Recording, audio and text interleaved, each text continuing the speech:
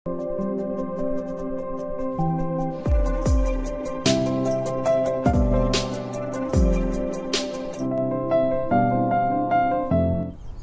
smile. Yan.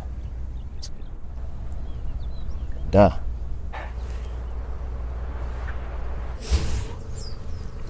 I think you should rest. Pas pa sila. Wala akong kasama eh. Dito ka na muna. Sorry, hindi pa ako ready. Good night. Sleep ka na.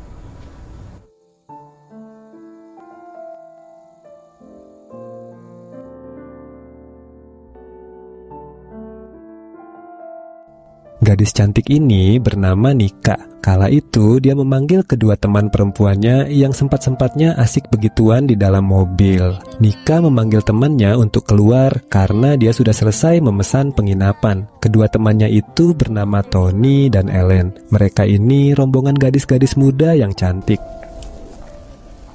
Go, kaya mo yan.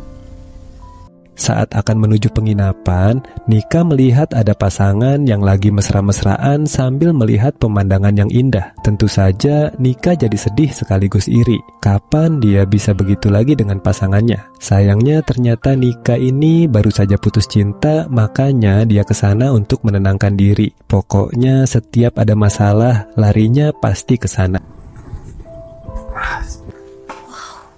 Kaki pisang.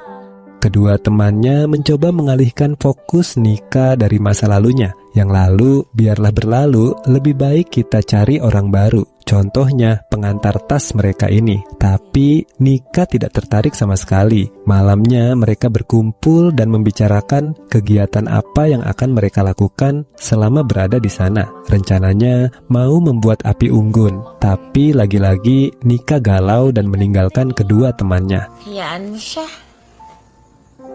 Sampai akhirnya mereka berkumpul di depan tenda camping dan api unggun membicarakan masa lalu masing-masing dari mereka. Nika bercerita panjang lebar soalnya dia benar-benar galau gara-gara pacarnya ketahuan selingkuh. Terlebih lagi pacarnya itu begituan dengan selingkuhannya di kamar yang sama di mana mereka sering begituan. Nika sangat sakit hati. Tony pun menyarankan Nika untuk move on. Kalau perlu nanti dia carikan teman prianya yang jomblo untuk dikenalkan pada Nika. Marami akong mga kaibigan na nakilala nila ka mag-dating app.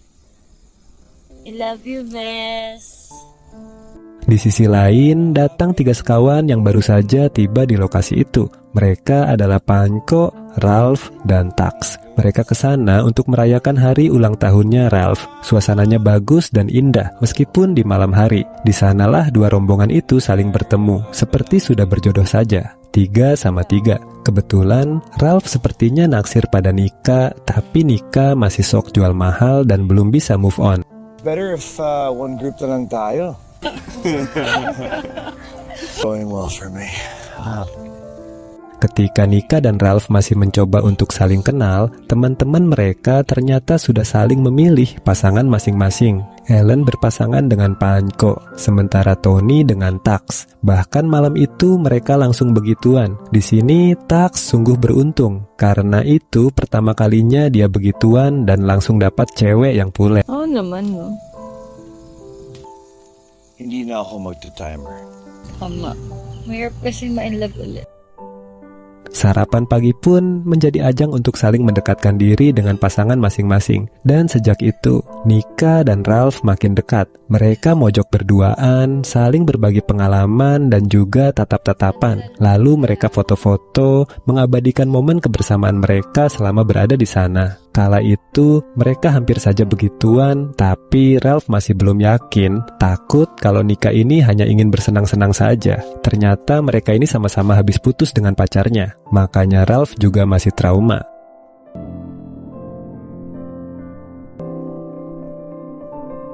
Lalu saat mereka mau mendatangi teman-temannya, Nika dihadang oleh mantan pacarnya yang menyusul ke sana untuk minta balikan. Nika tentu menolak dan berujung adu mulut hingga Ralph pun turun tangan dengan menggunakan kekerasan. Melihat Ralph membela dan melindunginya, Nika pun jadi luluh. Sehingga malam itu, pada akhirnya mereka begituan di tenda. Okay ka lang? Promised myself that I wouldn't make the same mistakes again. Last na to. Keesokan paginya, Nika tanpa sengaja menyaksikan Ralph sedang video call dengan seorang wanita. Dia pun cemburu dan menganggap Ralph ini sama saja dengan pria-pria lainnya. Setelah selesai video call, Ralph mencari Nika tapi tidak ada di tenda. Ternyata dia berada di kamar penginapan dan ngambek ingin pulang.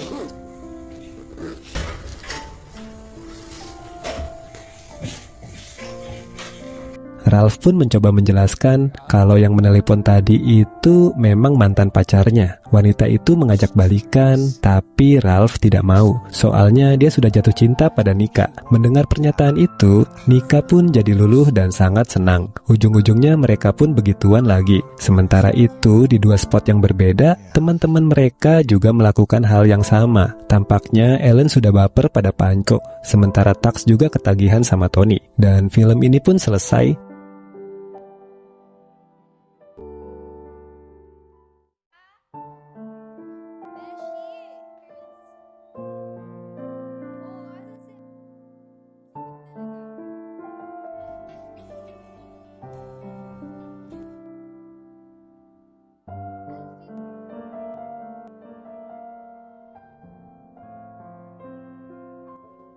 Cerita dimulai di sebuah kantor saat seorang wanita bernama Esta sedang sibuk menyelesaikan tumpukan pekerjaannya. Terlihat jelas bahwa ia kelelahan secara fisik maupun mental. Keesokan harinya, Esta kedatangan sahabatnya, yaitu Claire yang berkunjung ke rumahnya. Mereka pun mengobrol santai membahas kehidupan masing-masing. Claire menyarankan Esta untuk ikut kelas menari agar bisa lebih rileks dan bahagia di tengah tekanan pekerjaan.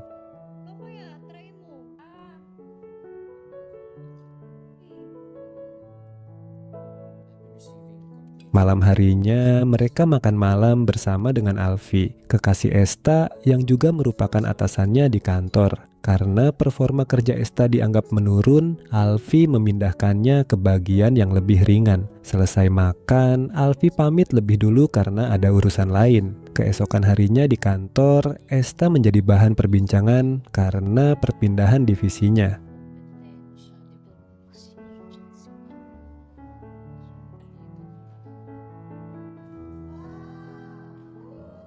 Suatu hari, Esta mendatangi sebuah studio tari meskipun awalnya sempat ragu untuk masuk. Di sana, ia bertemu dengan Athena, pelatih tari yang kemudian mengajak Esta untuk ikut bergabung. Beberapa hari berikutnya, Esta mulai rutin mengikuti latihan tari. Namun, Alfie mulai curiga karena Esta sering pulang lebih awal tanpa memberikan alasan yang jelas. Di rumah pun, hubungan mereka mulai terasa renggang. Alfie terlihat lebih fokus pada pekerjaannya dan sering menghindari interaksi.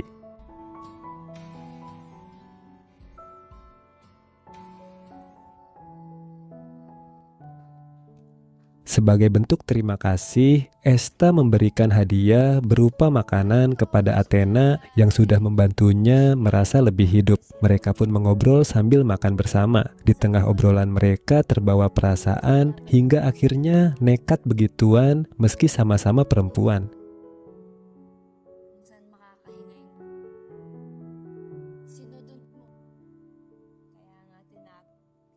Di saat yang bersamaan, di rumah, Alfie merasa kesepian. Ketika Claire datang untuk mengajak Esta pergi, ternyata sahabatnya itu sedang tidak ada. Alfie pun mengajak Claire ngobrol sambil terus melancarkan rayuan pada wanita cantik itu. Lama-lama, Claire pun luluh dan mau diajak bermesraan oleh Alfie.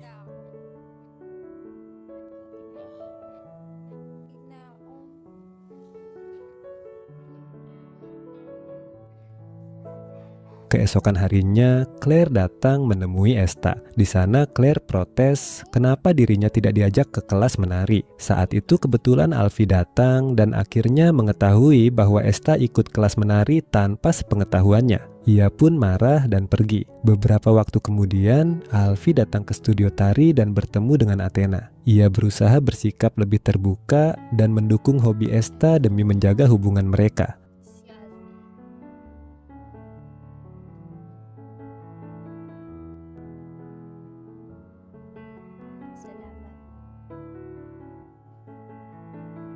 Namun malam harinya, Esta menerima telepon dari Claire di ponsel milik Alfie. Tanpa sadar kalau yang sedang diajaknya bicara adalah Esta, Claire pun menyerocos tentang apa yang mereka berdua lakukan saat Esta tidak ada di rumah. Esta pun menyadari kalau ia telah dikhianati oleh kekasih dan sahabatnya sendiri.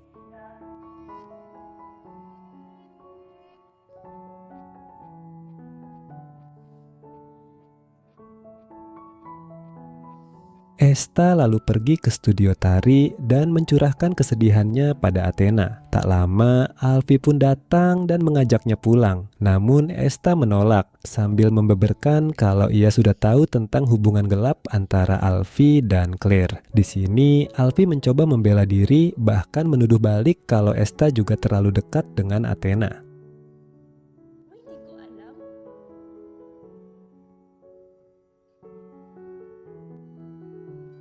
Setelah perdebatan itu, mereka saling meminta maaf, walau jelas hubungan mereka tidak akan sama lagi. Di akhir film, Esta terlihat mengemasi barang-barangnya. Ia memutuskan untuk meninggalkan semuanya dan berpamitan dengan Athena. Mereka menari bersama untuk terakhir kalinya, dan film ini pun selesai.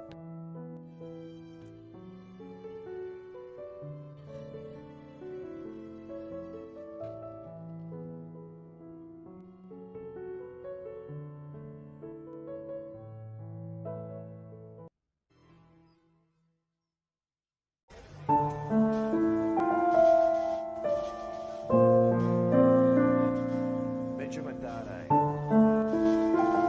Long black hair. Surprise! Okay, meeting lang ako dyan sa...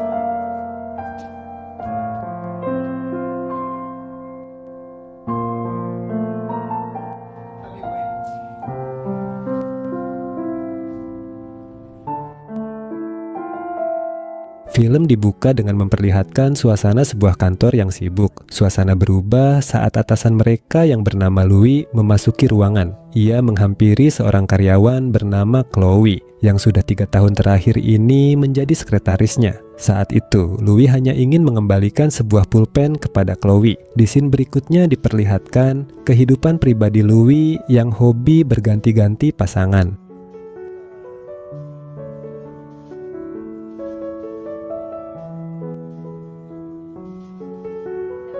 Suatu hari saat hendak pulang, Chloe tanpa sengaja menjatuhkan buku catatan pribadinya, dan buku tersebut ditemukan oleh Louis. Ternyata di buku catatan pribadinya, Chloe banyak menulis tentang fantasi liarnya dalam bermesraan. Louis tak menyangka di balik penampilannya yang culun itu, Chloe punya hasrat yang tinggi, dan oleh karena itu, Louis mulai tertarik padanya. Di sisi lain, Chloe sendiri nampak kebingungan mencari-cari buku catatannya yang hilang.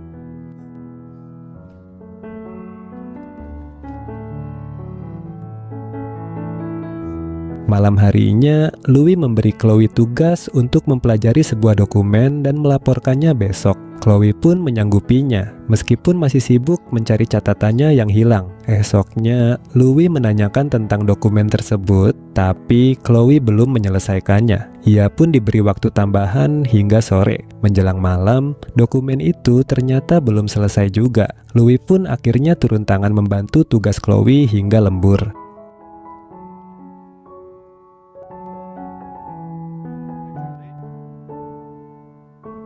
Karena perubahan sikap Louis yang begitu mencolok terhadapnya, Chloe pun jadi sadar kalau buku catatan pribadinya ada di tangan atasannya itu. Saat Chloe menanyakan tentang buku itu, Louis hanya diam dan berjalan mendekatinya. Nah, ketika Louis mulai menggerayanginya, Chloe hanya pasrah hingga akhirnya mereka pun bermesraan.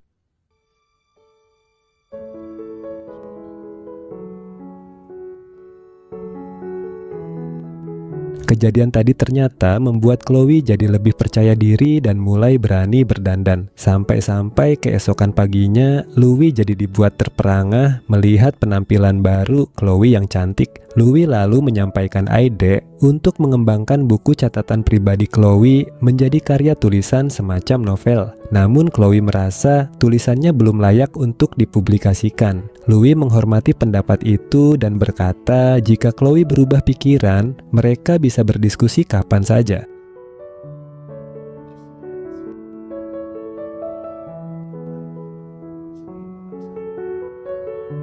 Suatu siang, seorang wanita cantik datang ke kantor itu. Ia adalah Abi, tunangannya Louis. Kala itu, Abi datang untuk memberi kejutan pada sang tunangan. Tidak bisa melihat wanita cantik nganggur dikit, Louis pun langsung mengajak Abi untuk bermesraan di ruangannya. Di sisi lain, kedatangan Abi itu diketahui oleh Chloe. Chloe kaget, Louis ternyata sudah memiliki seorang tunangan.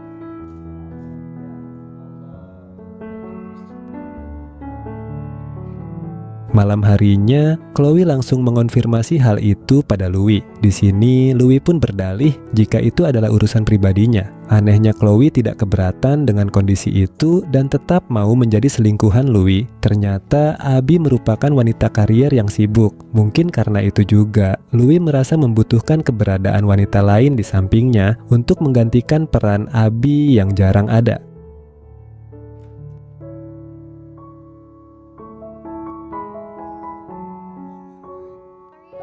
Suatu hari, Louis dan Chloe berencana akan bermesraan bertiga dengan seorang pria bayaran. Namun, Louis terpaksa membatalkannya dikarenakan Abi tiba-tiba meminta jatah bermesraan saat itu juga. Keesokan harinya, Chloe yang kesal pun langsung mengajak Louis bermesraan di ruangannya. Sialnya saat itu, Abi kebetulan ingin menemui Louis dan akhirnya menyaksikan peristiwa itu.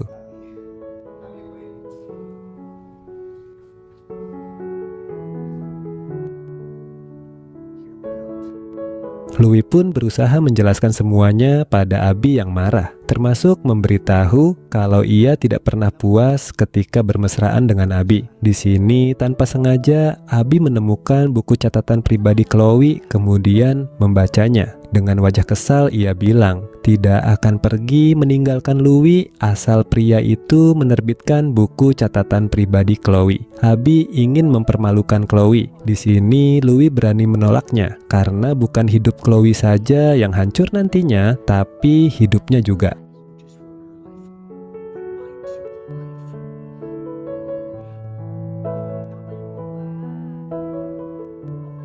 Hari berikutnya, Chloe menemui Abi yang sedang bersama Louis di kantor. Ia ingin buku catatan pribadinya kembali, tapi Abi menolak mengembalikannya dan mengancam akan menyebarkan isi buku itu jika Chloe masih mendekati Louis. Mulai dari detik itu juga, Chloe tidak pernah lagi mengganggu atasannya itu. Di sisi lain, Louis merasa senang karena Abi mulai berusaha menjadi pasangan yang baik untuknya. Bahkan sekarang, wanita itu yang berinisiatif mengajaknya bermesraan.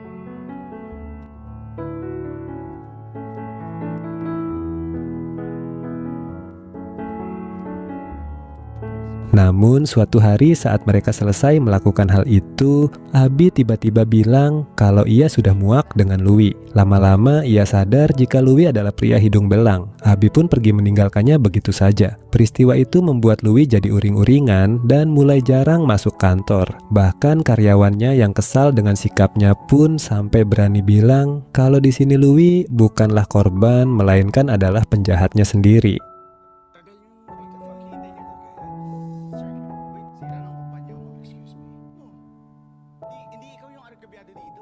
Satu bulan kemudian, Louis pergi menemui Chloe dengan maksud agar wanita itu mau dengannya lagi. Tapi Chloe sudah terlanjur sakit hati dan membenci Louis. Rasa kesalnya pun makin memuncak ketika Louis dengan bangganya memperlihatkan sebuah novel baru yang berisi catatan pribadi Chloe. Meski Louis bilang kalau buku itu sangat inspiratif, tapi Chloe membenci hal itu karena dilakukan tanpa persetujuannya. Setelah mengucapkan selamat tinggal, Chloe pun pergi meninggalkan Louis.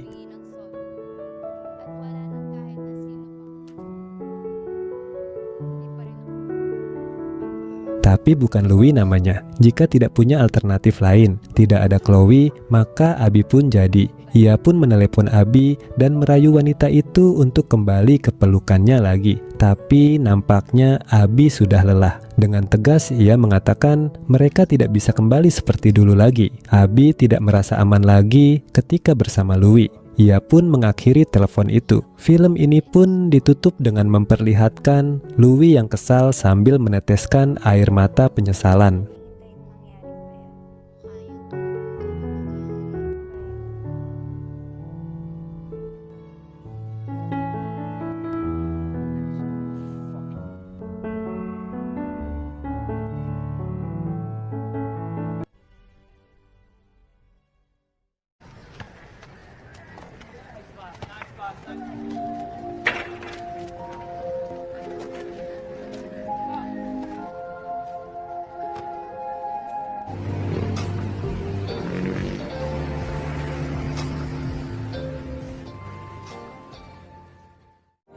Film ini dibuka dengan memperlihatkan seorang tante-tante bernama Bea yang punya kerjaan sambilan sebagai wanita kupu-kupu malam. Namun Bea ini bukanlah wanita kupu-kupu malam profesional karena dia selalu menipu tamunya dengan cara mengambil dompet dan barang-barang berharga milik si tamu lalu kabur sebelum melayaninya.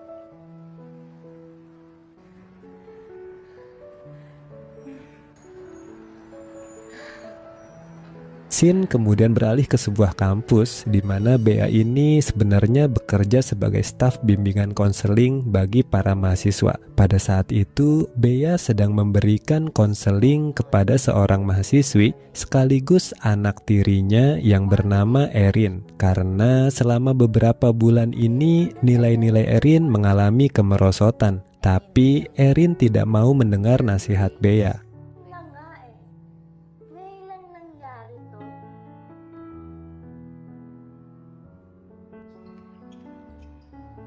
Setelah keluar dari ruangan, Erin mengeluh tentang ibu tirinya itu kepada dua temannya. Saat itu kebetulan mereka melihat mahasiswa bernama Vincent yang bekerja sambilan sebagai seorang bartender di sebuah bar yang biasa mereka datangi. Sementara itu di rumahnya, Bea berperan sebagai istri yang baik dan selalu siap melayani suami. Sayangnya sang suami yang bernama Jave itu selalu sibuk, bahkan sampai tidak sempat ngobrol dengan Bea dan Erin.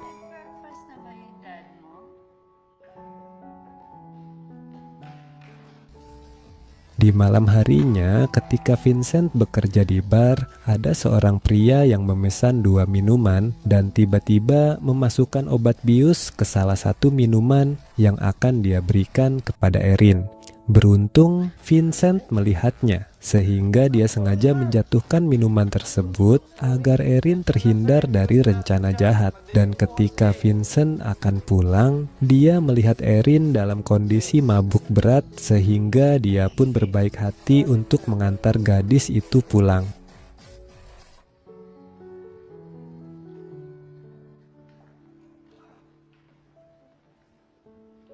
Sesampainya di rumah, Vincent bertemu dengan Bea yang bertanya apakah dia teman Erin. Vincent pun menjawab kalau dia sama sekali tidak kenal dengan Erin. Tapi Vincent tahu kalau mereka berdua kuliah di kampus yang sama. Mauna na po ako.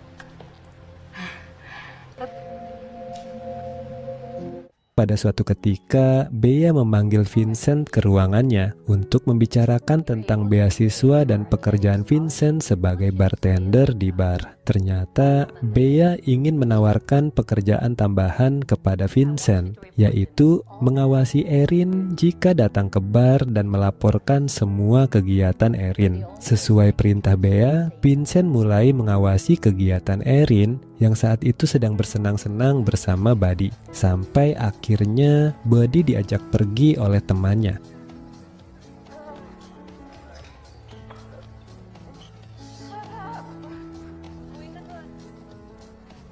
Vincent pun lagi-lagi melihat Erin dan kedua temannya dalam kondisi mabuk berat. Jadi dia kembali berinisiatif untuk mengantar Erin pulang, walaupun gadis itu bersikap jutek kepadanya. Keesokan harinya saat berada di kampus, Erin kembali melihat Vincent yang sedang bermain basket dan jadi merasa sedikit tertarik kepadanya.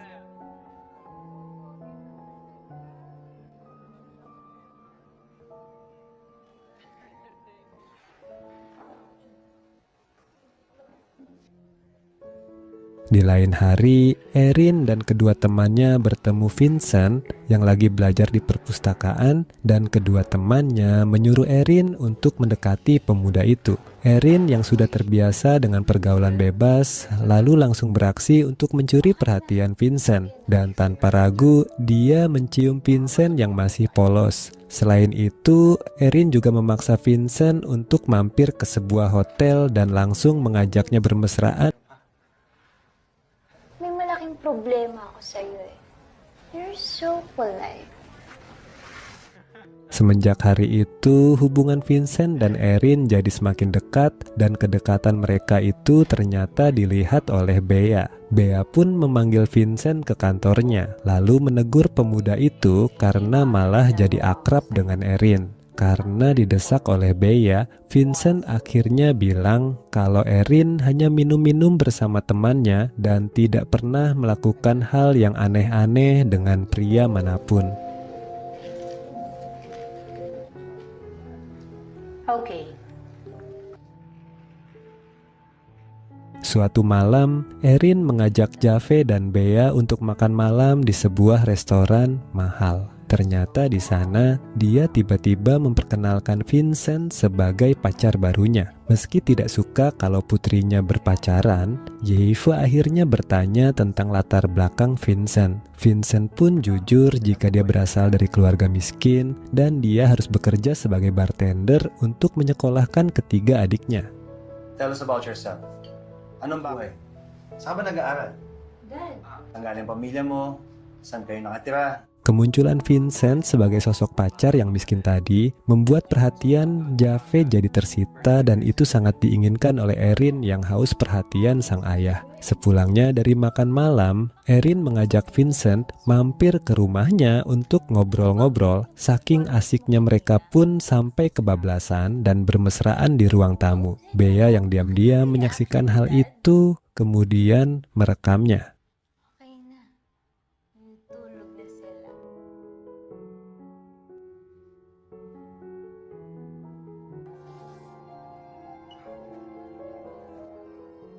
Keesokan harinya, Bea kembali memanggil Vincent ke kantornya. Di sana dia memarahi Vincent yang terlihat jelas sudah jatuh hati pada Erin. Bea pun memperingatkan Vincent kalau Erin telah memanfaatkan kepolosannya demi mendapatkan perhatian dari ayahnya. Suatu malam ketika Bea sedang melakukan pekerjaan sampingannya, dia mendapat seorang tamu yang sangat kasar. Karena wajahnya memar, Bea pun berbohong pada Jave tidak bisa pulang dengan alasan pekerjaan.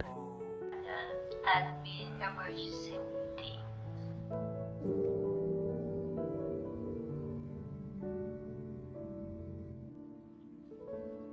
Keesokan harinya, Erin mendapat telepon dari Jave yang mengabarkan akan tugas keluar kota selama beberapa hari. Karena rencananya untuk mendapatkan perhatian sang ayah gagal, Erin yang emosi pun mengusir Vincent yang sedang bersamanya di rumah. Sementara itu, Bea yang belum bisa pulang ke rumah menyuruh Vincent datang ke hotel tempat dia tinggal untuk sementara waktu. Di sana Bea berbohong kalau dia telah dikasari suaminya. Vincent yang polos pun larut dalam kebohongan cerita Bea, sehingga rasa kasihannya berubah menjadi hasrat. Mereka berdua pun akhirnya melakukan perbuatan tidak senonoh di hotel itu. So nung makipaghiwalay sa akin,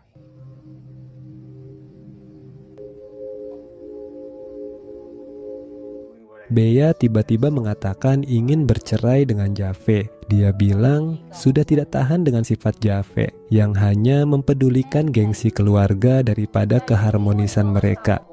Para sa akin. hiwalay na rin tayo.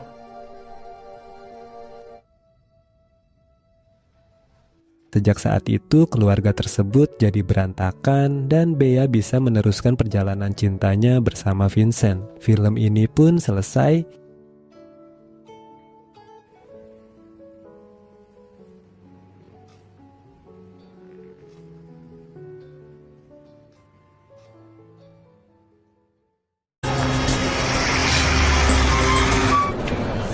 Oh, dahan-dahan lang.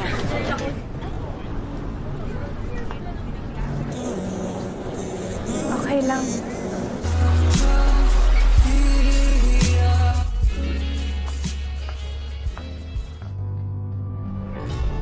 Film dibuka dengan memperlihatkan kesibukan seorang wanita karier bernama Ella.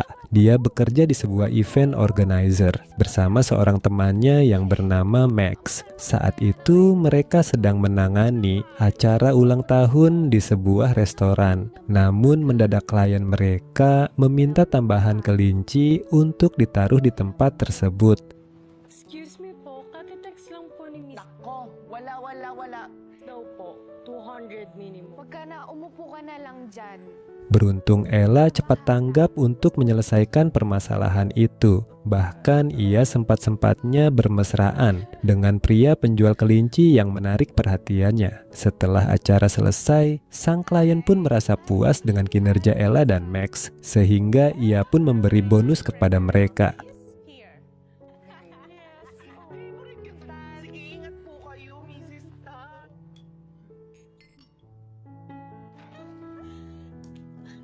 Suatu hari Ella bangun kesiangan dan langsung panik ketika Max mengingatkannya ada meeting di hari itu. Berhubung mobilnya sedang bermasalah, Ella pun terpaksa naik bus ke tempat tujuan. Ternyata bus tersebut membawa banyak orang, sehingga Ella harus berdesakan dengan penumpang lainnya. Saat itu, Ella bertemu dengan seorang kernet bus bernama Rico. Rico yang gagah serta perhatian sontak membuat Ella jadi terpesona.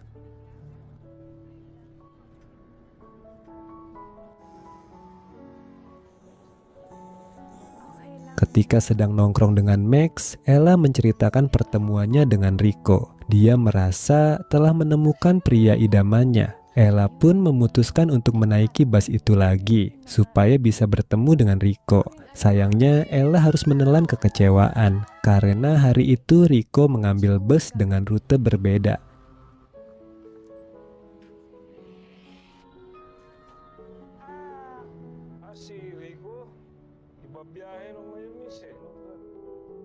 Di rumahnya Rico ternyata sudah memiliki pasangan, bahkan dikaruniai seorang anak. Kenapa di sini saya menyebutnya pasangan? Karena Rico dan pasangannya yang bernama Bing belum menikah secara resmi. Karena masalah pernikahan itulah Bing selalu marah pada Rico dan terus menagih janji untuk mengadakan pesta pernikahan yang mewah. Kala itu, perdebatan di antara mereka pun terhenti karena kedatangan Nigel, sepupunya Rico yang ingin mengantarkan makanan. Thank you na, Angel, Pero, salamat. Mauna na ako. Ha? Beberapa hari kemudian saat Rico bekerja mengambil rute sebelumnya, dia kembali bertemu dengan Ella yang sengaja menaiki bus tersebut. Seperti bertelepati, Rico pun menghampiri Ella dan tanpa basa-basi mereka langsung saling menggerayangi di tengah kerumunan penumpang bus tersebut. Scene berikutnya memperlihatkan Rico yang sedang ngobrol dengan bosnya. Saat itu Rico meminta gaji di depan, namun bosnya bilang tidak bisa dan menyuruh Rico untuk mencobanya di lain waktu.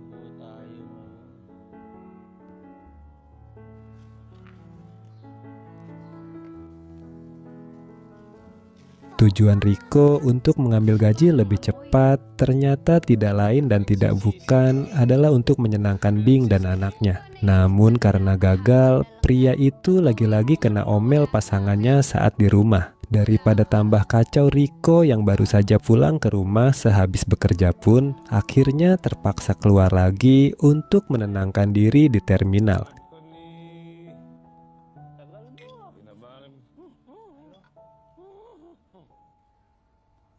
Di sana Rico ternyata sudah ditunggu oleh Ella yang saat itu sedang mencarinya. Rico lantas heran kenapa wanita secantik dan semapan Ella mau susah-susah bertemu dengannya. Padahal dia hanyalah seorang kernet bus yang miskin, namun Ella tidak peduli akan hal itu dan hanya ingin bersenang-senang dengan Rico. Akhirnya mereka berdua pun nekat bermesraan di dalam bus.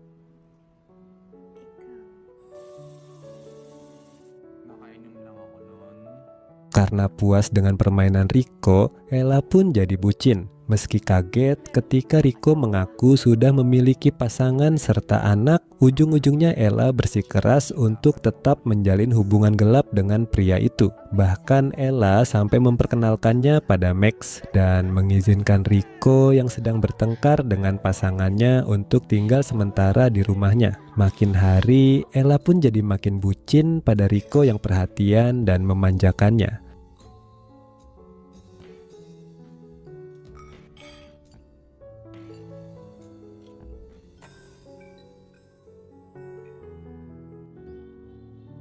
Suatu hari Riko memutuskan untuk pulang ke rumah. Namun baru beberapa saat berada di sana, Bing langsung mengomelinya lagi. Bing bilang kalau peran Riko di rumah itu hampir tidak ada, sehingga dia selalu mendapat bantuan dari Nigel, sepupunya Riko, dan tetangga sekitar. Nah, ketika Riko dan Bing cekcok, Ella mengirim pesan untuk mengajak Riko ketemuan. Tentunya Riko lebih memilih untuk bertemu wanita idaman lainnya itu.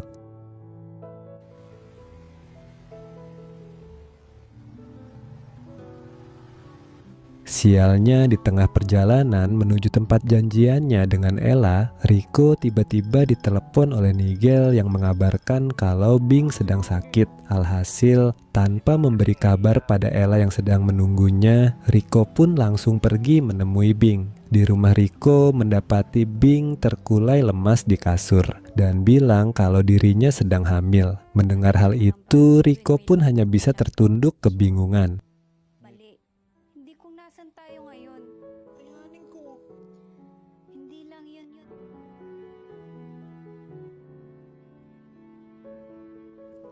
Keesokan harinya, Ella yang kehilangan kabar dari Riko sontak pergi mendatangi terminal. Di sana, ia mendapat info kalau Riko sedang cuti menjaga istrinya yang hamil. Hati Ella hancur seketika. Beberapa hari kemudian, Riko mendatangi rumah Ella untuk mengembalikan barang-barang pemberiannya. Setelah puas memarahi Riko, Ella pun memutuskan pria itu. Riko hanya bisa mengucapkan maaf serta terima kasih untuk semuanya. Ella adalah hal terbaik yang pernah ada di dalam hidupnya. Ano talaga ako ng pagkakataon? Sabihin mo, ganun din naman pala tingin mo sa akin eh.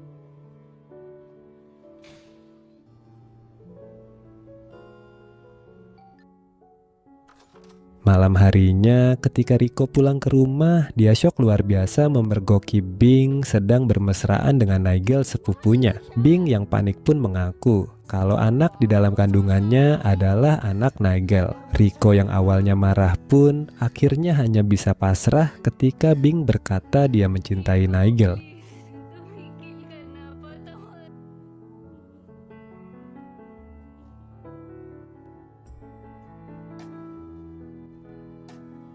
Meski dirinya lah yang memutuskan hubungan dengan Riko, Ella ternyata masih belum bisa move on. Sambil menangis sesenggukan di pelukan Max, Ella bilang semua kenangan tentang Riko ada di tiap sudut rumah itu. Ternyata perasaan Ella sudah terlalu dalam untuk Riko. Hingga 4 bulan kemudian, takdir mempertemukannya kembali dengan pria itu di sebuah halte bus. Riko bilang tidak punya keberanian untuk pergi ke rumah Ella, sehingga selama 4 bulan ini dia menunggunya di tempat itu. Ka sa bahay mo eh. Balik dito. Umaasang mapapadaan ka.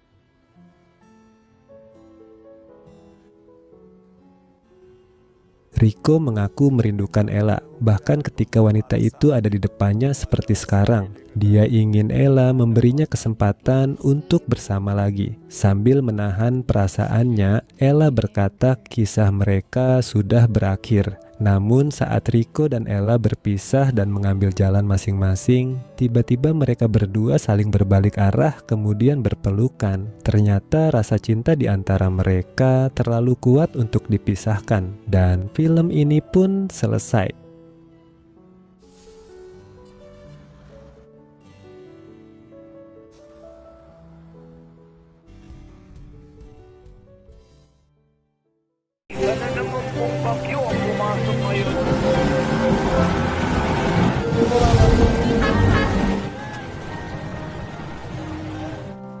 Gadis ini bernama Sarah. Ia baru saja tiba di kota kelahirannya setelah lama tinggal bersama dengan neneknya di kampung. Sarah turun di pasar, lalu disambut oleh pacarnya yang bernama Nick. Karena sudah lama tidak bertemu, akhirnya mereka melepas rindu dengan cara begituan. Sesampainya di rumah, Sarah dikejutkan oleh pembantu lama mereka. Dia juga ikutan senang karena Sarah pada akhirnya kembali ke rumah masa kecilnya.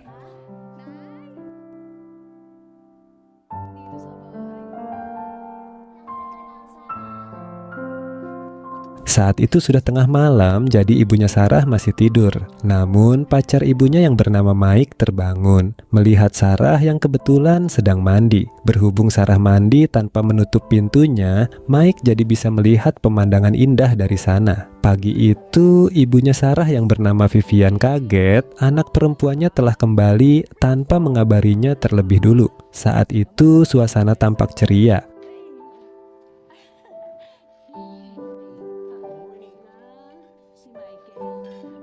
Namun ketika Mike menampakkan dirinya, Sarah cukup terkejut dan jadi kesal. Belum ada setahun ditinggal sang suami, ibunya Sarah sudah move on begitu cepat. Sarah agak tidak terima, tapi Vivian mencoba menenangkan dan memberikan pengertian padanya. Mike ini punya usaha bengkel motor dan salah satu karyawannya adalah Nick. Di sisi lain, Vivian juga punya usaha warung makan. Warung itu cukup ramai, jadi sangat sibuk kalau jam-jam makan siang.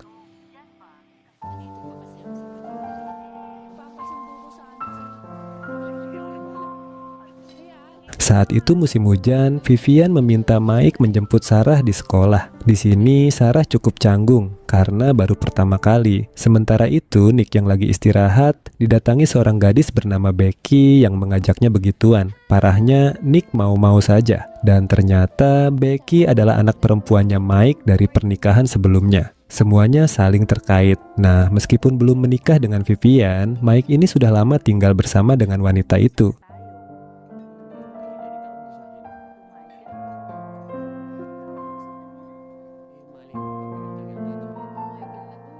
Suatu hari, Vivian mengajak Sarah untuk fitting baju yang akan dipakai saat pernikahannya dengan Mike nanti. Di sana, Sarah berkenalan dengan Becky yang nanti akan menjadi saudarinya. Tapi Sarah belum tahu kalau Becky ada main dengan Nick. Saat yang lain sedang sibuk, Mike malah asik memandangi Sarah yang sedang mengepas pakaian di kamar ganti.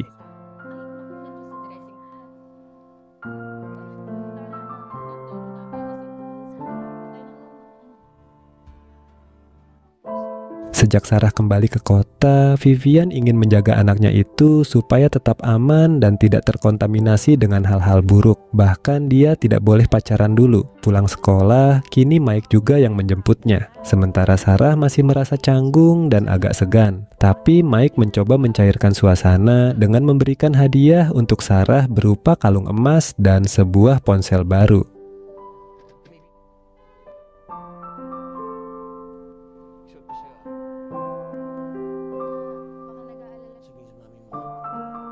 Suatu malam, Sarah diam-diam pergi menemui Nick, dan pulangnya ia diantar oleh Nick yang sekalian ingin meminta jatah bermesraan. Akhirnya, mereka melakukan hal itu di gudang dan sialnya Mike menyaksikannya. Tatapan Mike sepertinya punya niat jahat pada Sarah. Kira-kira apa yang akan dia lakukan? Meski sudah diberi hadiah, Sarah tetap saja merasa tidak nyaman dengan Mike. Dia sadar kalau tatapan Mike padanya mencurigakan.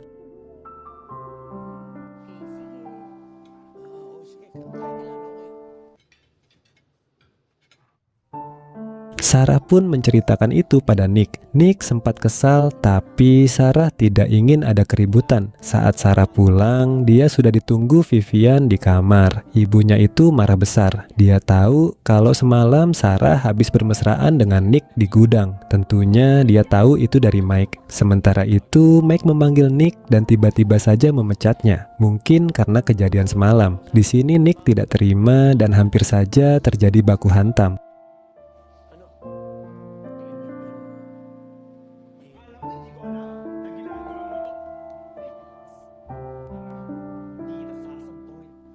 Nick pun pergi dari sana dan mencoba menjemput Sarah di sekolah. Tapi sayangnya sudah keduluan Mike. Kala itu, Mike benar-benar nekat. Dia membawa Sarah ke bengkel dulu dengan alasan ada barang yang tertinggal. Begitu ada kesempatan, Mike langsung melancarkan aksinya untuk menodai Sarah. Sarah tidak bisa berbuat apa-apa karena dia kalah kuat. Setelah itu, Sarah mencoba mengadu pada ibunya, tapi malah kena marah karena sang ibu mulai tidak percaya dengannya.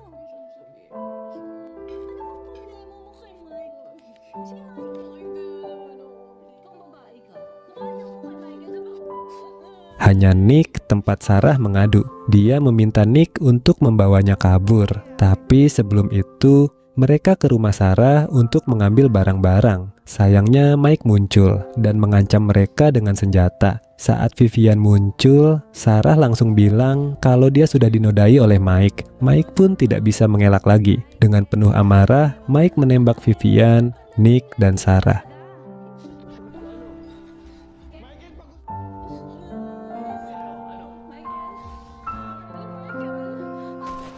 Suara tembakan itu sampai terdengar oleh orang-orang yang makan di warung Vivian hingga mereka kabur. Melihat kondisi tersebut makin kacau, Mike pun mengakhiri hidupnya sendiri. Beruntungnya Sarah masih bisa diselamatkan dan dilarikan ke rumah sakit, sementara yang lain tidak selamat. Mirisnya ibunya yang sudah persiapan mau menikah malah terjadi seperti ini. Dan film ini berdasarkan kisah nyata.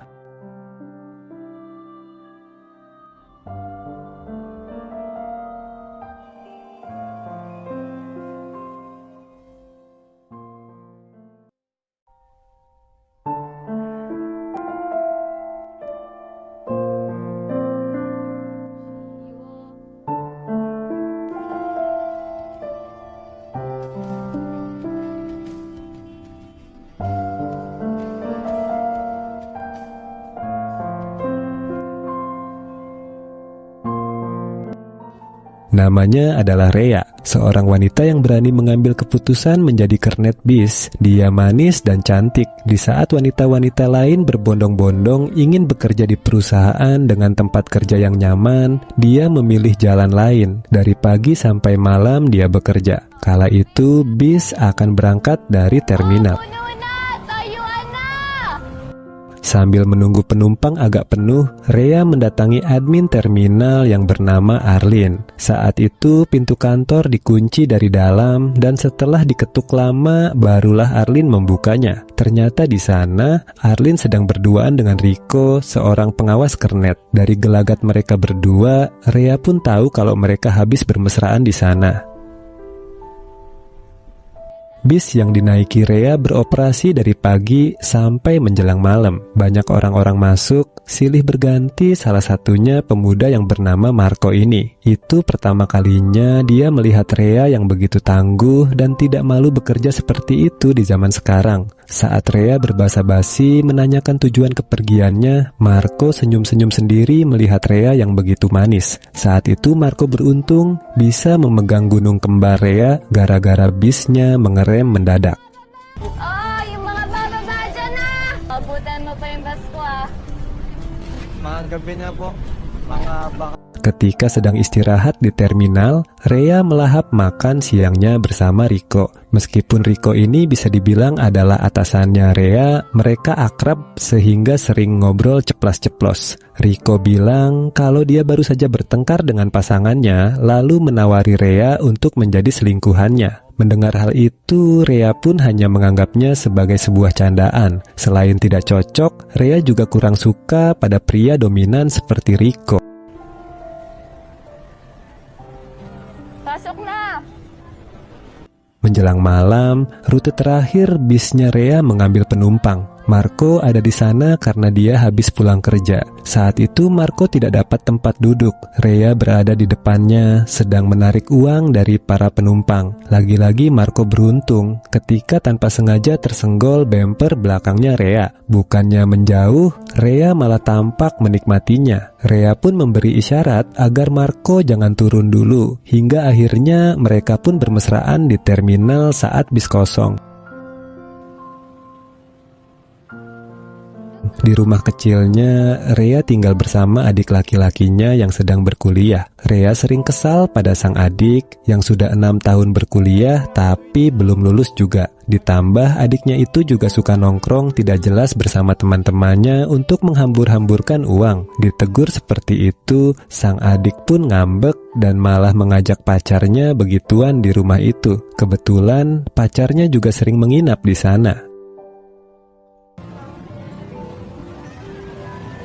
Sejak kejadian di bis kosong malam itu, hubungan Rhea dan Marco makin dekat. Saat itu Rea bilang pada Marco kalau dia suka pada pria yang patuh. Mungkin ini juga alasannya Rea menolak Rico yang dominan dan lebih memilih Marco yang kalem dan pemalu. Marco tampak begitu serius menjalin hubungan dengan Rea. Rea bilang kalau mereka masih muda dan memiliki banyak waktu untuk saling mengenal. Berhubung malam itu rumahnya sedang kosong, Rea mengajak Marco ke sana untuk begituan. Gusto kita kasi ang bango-bango mo lagi. Makilala ko na nga eh. Suatu malam ketika terminal sudah sepi, Rea bertemu dengan Rico yang tampak sedang kesal. Pria itu mengeluh kalau dia bertengkar lagi dengan pasangannya. Melihat kondisi sekitar sedang tidak ada orang, Rico pun mengajak Rea begituan. Sayangnya wanita itu menolak dengan tegas. Tidak terima dengan penolakan itu, Rico pun memaksa Rea untuk melayani hasratnya. Meski awalnya menolak, di tengah-tengah paksaan Rico itu, Rea malah tampak menikmatinya. Lalu beberapa hari kemudian, Rea menghadapi penumpang wanita yang tidak bisa bayar karena lupa membawa dompet. Wanita itu pun menawarkan cara lain untuk membayar, di mana Rea bebas memainkan kue serabinya. Anehnya, Rea malah setuju. Karena kurang puas, Rea pun mengajak wanita itu untuk begituan bertiga bersama Marco di bis kosong. Di luar Nurulnya lagi, Arlin yang tanpa sengaja melihat peristiwa itu malah ikut bergabung. Jadilah mereka melakukan hal itu secara berkelompok.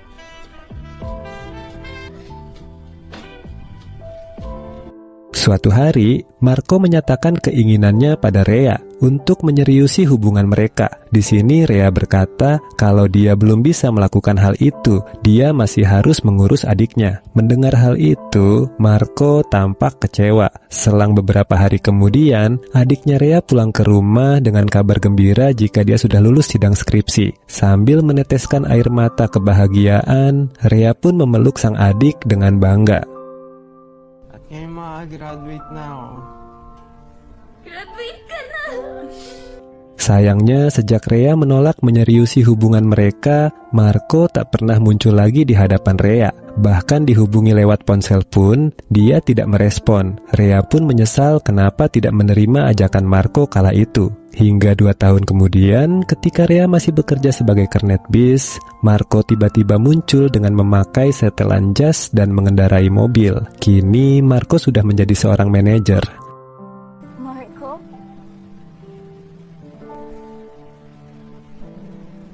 Kita mo, astig na ng forma mo. Di tengah-tengah kebingungan dan keterkejutan Rea, Marco kembali menawarinya untuk menjalin hubungan serius. Dia juga bilang akan segera dipindahkan ke kota lain dan jika Rea bersedia, mereka bisa memulai hidup baru di sana. Berhubung Rea masih ragu-ragu, Marco pun pergi sambil berpesan agar Rea menghubunginya jika setuju. Film ini pun ditutup dengan scene di mana Rea menaiki bis dan melanjutkan pekerjaannya. Sepertinya dia akan menolak Marco karena pria itu sudah berubah menjadi pria dominan.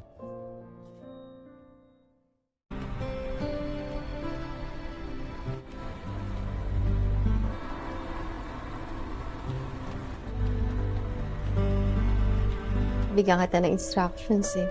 Okay. Kasi alam ko anong gagawin ko. Sumunod ka lang sa akin. Let's go. Jan,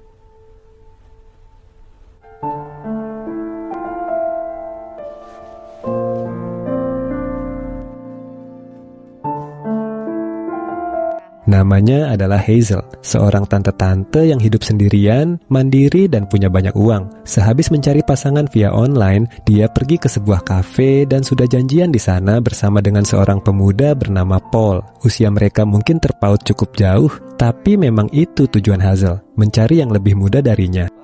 At din ako, hindi ko na-expect. Kita sa'yo. So, anong plano mo? Malam itu terjadi percakapan dan beberapa pertanyaan yang dilontarkan pada Paul. Intinya, Hazel ini tidak ingin ada perasaan yang timbul karena kedekatan mereka. Dia hanya mau bersenang-senang saja. karena kalau itu sampai terjadi bisa ribet dan akan banyak masalah yang muncul. Setelah obrolan panjang dan kesepakatan terjadi, Hazel mengajak Paul ke rumah. Di sana mereka pun begituan, murni hanya bersenang-senang saja, tidak ada rasa cinta ataupun baper.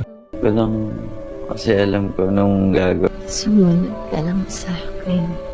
Malam berikutnya, Hazel nongkrong di sebuah kafe lainnya dan bertemu dengan seorang pemuda lain lagi, namanya Max. Obrolan singkat terjadi di antara mereka. Dilihat dari gelagatnya, Max ini memang dari tadi memperhatikan Hazel berharap bisa dapat jatah. Hazel merasa Max bisa diajak bersenang-senang, sehingga pada akhirnya dia juga mengajaknya ke rumah dan terjadilah hal-hal yang enak di antara mereka. Pakilala tayo. Dito. Di antara Paul dan Max, Hazel memang sedikit bingung mau memilih yang mana. Jadinya dia membiarkan mereka tetap hadir dalam hidupnya, meski hanya sebatas enak-enak saja. Yang paling sering berada di rumahnya adalah Paul. Paul merasa dirinya mulai jatuh cinta pada Hazel dan itu tidak boleh karena sudah kesepakatan. Hazel tidak ingin membahas tentang itu dan menghindar. Lebih baik dia olahraga. Lalu dia bertemu dan kenalan dengan wanita lain bernama Jenna. Jenna nga pala. Karena sering bertemu pas olahraga, mereka makin dekat dan jadi berteman. Hazel lalu mengajaknya ke rumah sehingga justru malah terjadi sesuatu yang enak di antara mereka. Sejak kejadian itu, Jenna berharap dia menjadi satu-satunya kesayangan Hazel. Tapi ternyata tidak demikian. Jenna menemukan baju serta jaket milik pria di rumahnya Hazel. Pastinya milik salah satu di antara Paul atau Max. Jenna mempertanyakan hal itu. Hazel lalu menjelaskan semuanya sehingga Jenna mengerti. Ayos lang sa akin. Jenna pada akhirnya bertemu dengan Paul dan juga Max saat makan malam. Jenna diam-diam mendekati mereka berdua. Yang pertama adalah Max. Max terkena ajakan permainannya sehingga terjadilah begituan. Lalu disusul oleh Paul yang juga ikut terkena. Hal itu terjadi di rumah Hazel saat dia tidak ada. Entah apa tujuan Jenna melakukan itu. Padahal dia janji hanya mau main dengan Hazel saja dan menjadi simpanannya satu-satunya. Mo naman. Hindi. Anong nakita mo sa kanila? Ternyata Jenna punya tujuan lain. Dia ingin menunjukkan kalau Paul dan Max itu bukanlah pilihan tepat untuk Hazel. Buktinya mereka masih bisa diajak begituan dengan Jenna. Mereka tidak sepenuhnya memilih Hazel. Hazel sebenarnya melihat apa yang dikerjakan Jenna di rumahnya. Mendengar penjelasan dari Jenna membuat Hazel jadi sedikit berpikir mungkin sudah saatnya melepas Paul dan Max. Wala na. Okay.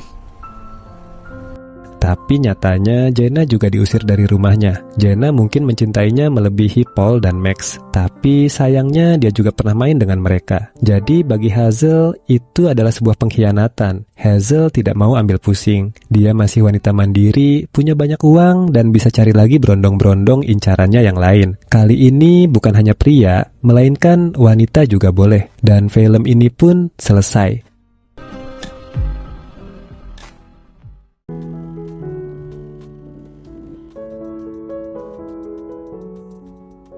Film ini dibuka dengan memperlihatkan seorang joki balapan bernama Kenji yang malam itu akan balapan dengan joki lain yang katanya masih pemula. Sayangnya Kenji kalah pada balapan itu sehingga bosnya yang bernama Mike dan Spike menjadi sangat marah. Kenji kalah dari joki pemula yang juga merupakan seorang wanita bernama Mika.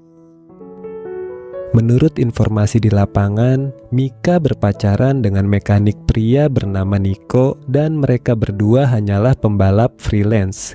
Bukan seperti Kenji yang khusus balapan untuk bengkelnya Spike. Kekalahan ini tentu mengakibatkan Spike kehilangan banyak uang. Tapi untungnya dia berpacaran dengan seorang tante kaya yang selalu siap membantu keuangannya asalkan Spike bisa memuaskan hasratnya.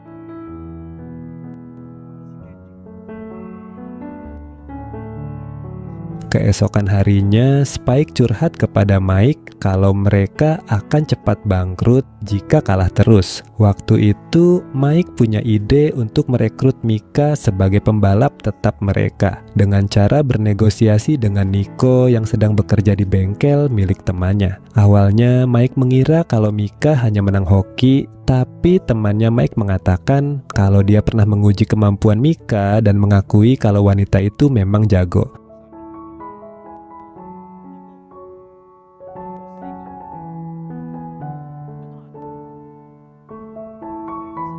Ketika Spike berbicara dengan Nico, dia dan Mike langsung menawarkan kerjasama agar Nico dan Mika menjadi joki mereka. Namun Nico tidak bisa memutuskan hal ini sendirian. Jadi dia berjanji menghubungi Mike dan Spike setelah membicarakannya dengan Mika. Saat Nico berbicara kepada Mika tentang tawaran tadi, ternyata sang pacar bersedia jika Nico yang menjadi mekanik motornya. Setelah sepakat untuk mencoba tawaran itu, mereka berdua pun bermesraan sebelum tidur.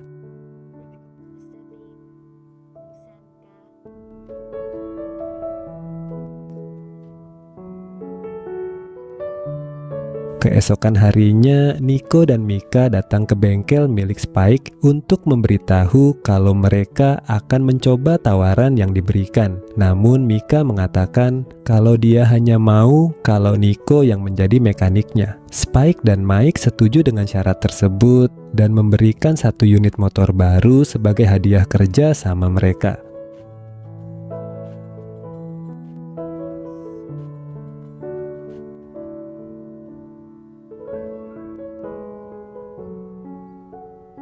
Beberapa saat kemudian, Glenda tante kaya pacarnya Spike juga datang ke bengkel itu dan Spike langsung memberitahu kalau dia baru saja merekrut Nico dan Mika sebagai joki baru mereka. Namun, Glenda merasa cemburu karena Spike terus saja memandangi Mika. Supaya sang pacar tidak ngambek, Spike pun merayu Glenda dengan cara minta ganti oli di dalam mobil.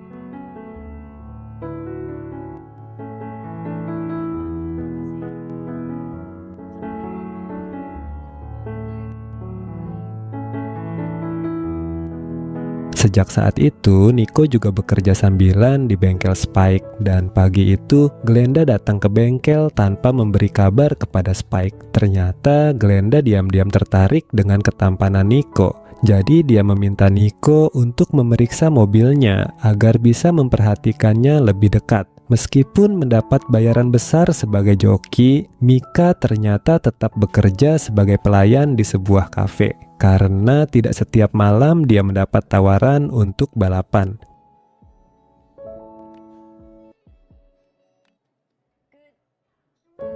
Pada saat itu, Spike datang ke tempat Mika bekerja sambil mengiming-imingi kesuksesan bagi wanita itu sehingga tidak perlu bekerja di kafe lagi. Sementara itu, setelah selesai Nico mengecek mobilnya, Glenda kemudian mencoba untuk menggoda pria itu. Tapi aksinya keburu ketahuan oleh Spike. Nah, untuk meredam kecemburuan dari Spike, Glenda pun mengajaknya bermesraan di dalam kantor.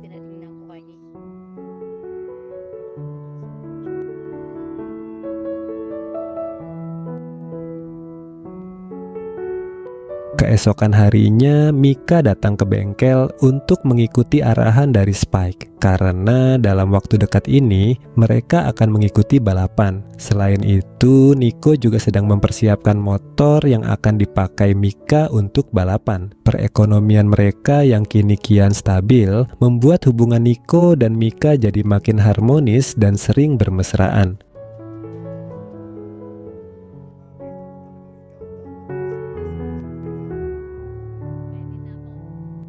Beberapa hari kemudian, tibalah hari balapan, di mana Mika pertama kalinya menjadi joki bagi bengkel Spike. Sayangnya adegan balapan ini tidak ditampilkan dengan lengkap, tapi tahu-tahu Mika lah yang menjadi pemenangnya. Dan kemenangan Mika itu membuat Kenji merasa iri. Berkat hasil yang baik dari Mika, Spike, dan Mike, jadi percaya diri untuk mengikuti balapan yang lebih besar dan mereka berdua memasang Mika sebagai joki utama.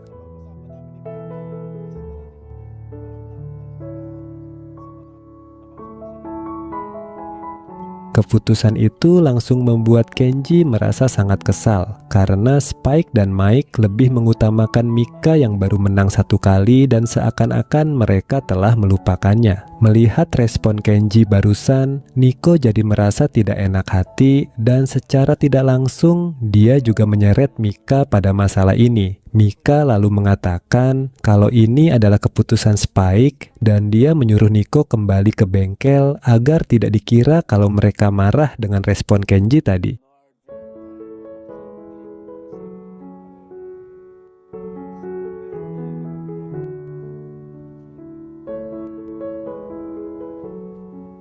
Sementara itu, Kenji yang kesal punya ide untuk cari ribut dengan Nico dengan cara meletakkan kain kotor di dalam jok motor pria itu. Tidak seberapa lama Nico yang kembali ke bengkel pun akhirnya menemukan kain kotor itu dan mengetahui kalau Kenji adalah orang yang meletakkannya. Mereka berdua pun ribut hingga akhirnya Kenji diusir oleh Mike dari bengkel itu. Tidak terima atas perlakuan tersebut, Kenji lalu menemui pemilik bengkel lain. Ternyata Kenji berencana untuk pindah bos. Berhubung dia sudah mengetahui cara Mika berbalapan, Kenji yakin bisa mengalahkannya sekaligus membalas dendam kepada Spike dan Mike. Lalu pada suatu malam, Glenda datang ke bengkel sendirian dalam kondisi mabuk dan merayu Nico untuk bermesraan. Sebenarnya Nico sempat menolak, tapi sebagai bawahan dia tidak berani melawan dan hanya bisa pasrah. Ternyata peristiwa itu diketahui oleh Mike. Berhubung di bengkel mereka ada CCTV, Mike lalu memperlihatkan rekamannya kepada Spike yang tentu membuat pria itu merasa sangat marah. Spike pun meminta bantuan Mike untuk balas dendam kepada Nico. Pada saat itu, Mike berpura-pura mendapat telepon dari temannya yang menjual suku cadang dan dia mengajak Nico untuk mengambilnya agar Spike bisa berduaan dengan Mika.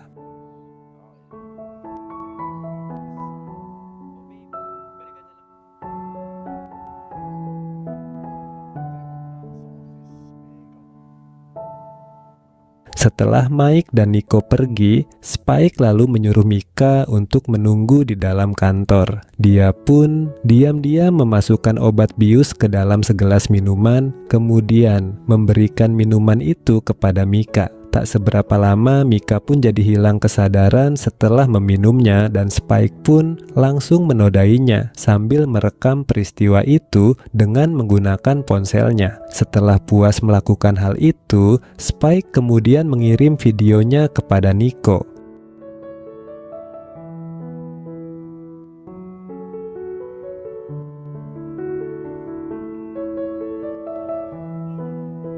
Nico yang terbakar emosi pun langsung meminta penjelasan pada Mika yang baru pulang. Ketika Mika bilang kalau dia telah dijebak oleh Spike, Nico tidak percaya. Mika pun jadi emosi dan membeberkan kalau dia tahu tentang perselingkuhan Glenda dan Nico. Nico membela diri jika dia tidak sanggup menolak. Mika pun langsung menskakmatnya dengan bilang bagaimana dengan dirinya yang dibius oleh Spike sehingga tidak punya pilihan. Mendengar hal itu, Nico langsung merasa bersalah dan memeluk Mika yang sedang menangis. Dia sadar kalau mereka telah dipermainkan oleh Spike dan Mike. Nico pun berjanji pada Mika akan membalas perbuatan dua orang itu. Beberapa hari kemudian, Spike dan Mike kena batunya. Ketika mengikuti balapan besar, Mika dan Nico sengaja tidak datang sehingga dua orang itu dianggap kalah dan harus membayar uang taruhan tanpa bertanding. Dan film ini pun selesai.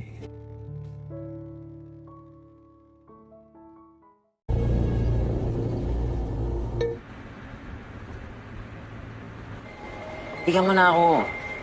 Tigilan mo nga ako. Pero...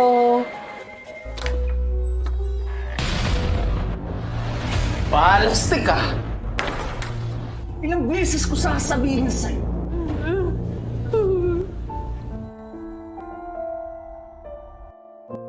Di sebuah kafe yang terletak di sudut kota Manila, kita diperlihatkan dengan kesibukan seorang barista yang tengah berinteraksi dengan seorang pelanggan. Kala itu, sang pelanggan sedang mengeluhkan pelayanan yang diterimanya. Di tengah keributan itu, seorang karyawan bernama Gia berhasil menenangkan situasi dan mengembalikan suasana menjadi kondusif kembali di kafe tersebut.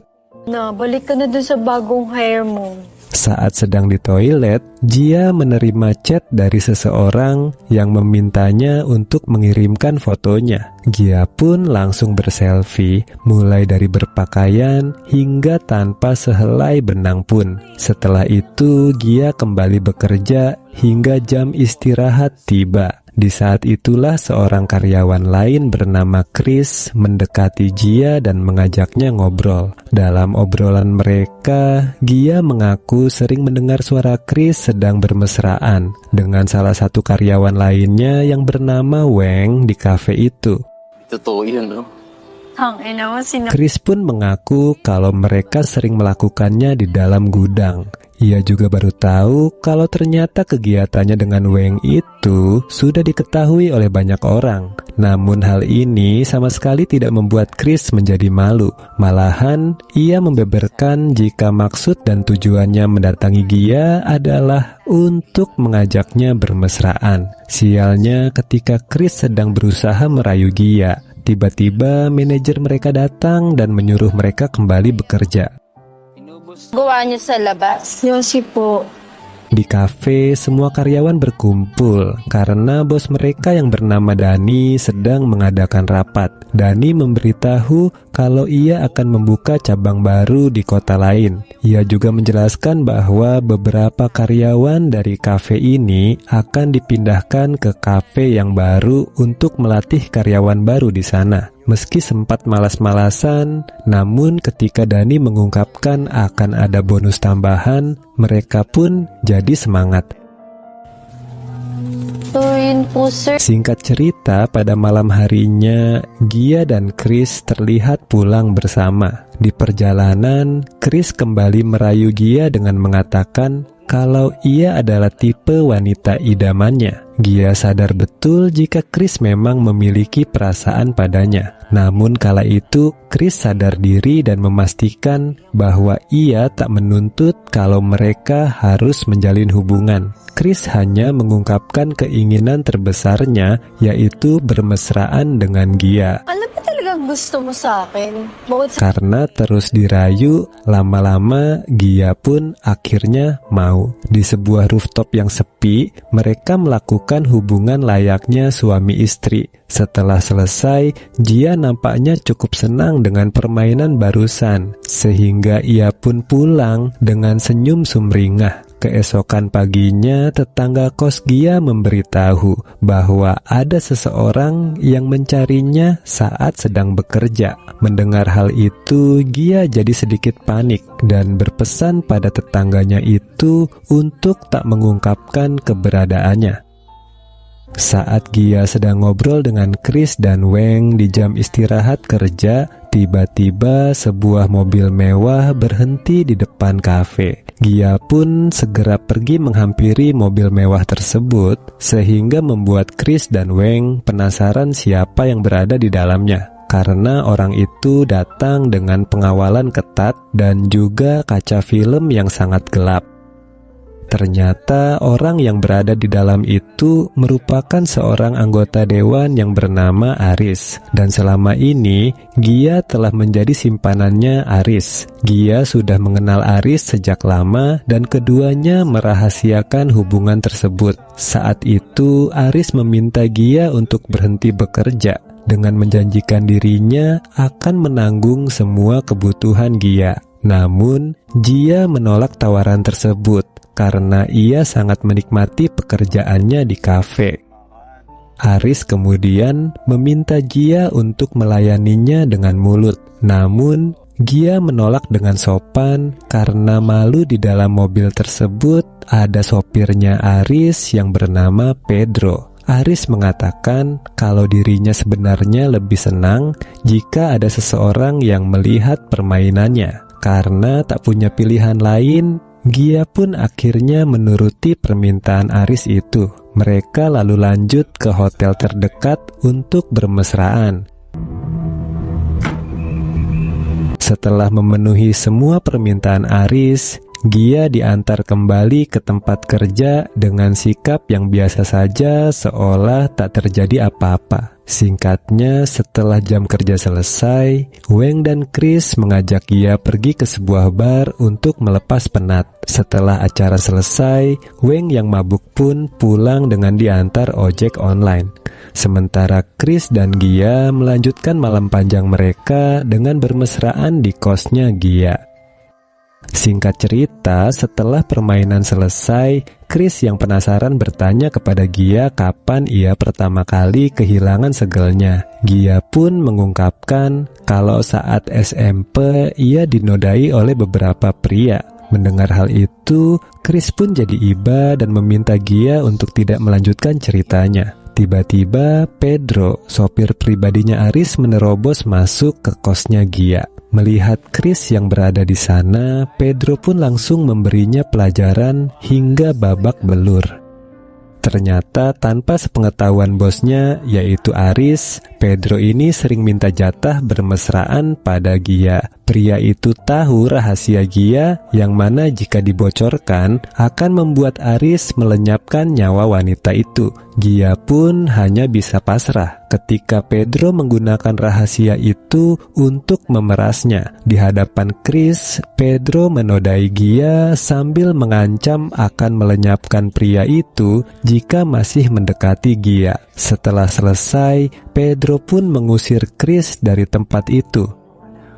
Keesokan harinya, orang-orang di restoran pada heran kenapa Chris tidak masuk bekerja. Lalu terlihat dua rekan kerja Gia sedang membahas suatu hal dengan antusias. Ternyata saat itu ada berita yang mengabarkan kalau Aris, si anggota dewan beserta Pedro, sopir pribadinya, telah meninggal dunia karena diserang oleh orang tak dikenal. Mendengar hal itu, Gia pun menitikkan air mata kelegaan. Sekarang tidak akan ada lagi orang yang akan menyakitinya. Tapi ternyata nasib berkata lain. Saat jam istirahat tiba, Gia diminta untuk datang ke ruangan bos Dani. Karena kinerjanya yang bagus, Gia jadi kandidat pertama yang akan dipindahkan ke cabang kafe yang baru. Dengan sopan Gia pun menolak karena ia sudah merasa nyaman di cabang yang ini. Namun penolakan itu ada harganya. Kalau masih mau berada di sini, maka Gia harus melayani hasrat Dani setiap saat. Film ini ditutup dengan scene di mana Gia hanya bisa tertegun mendengar tawaran Dani itu.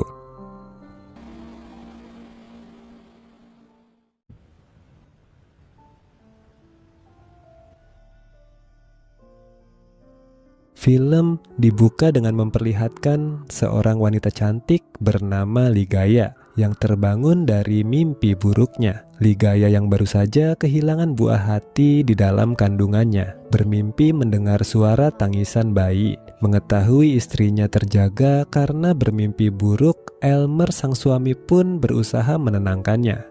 Berhubung hari itu adalah hari Minggu, Elmer yang sedang libur bekerja dengan senang hati membantu Ligaya di dapur.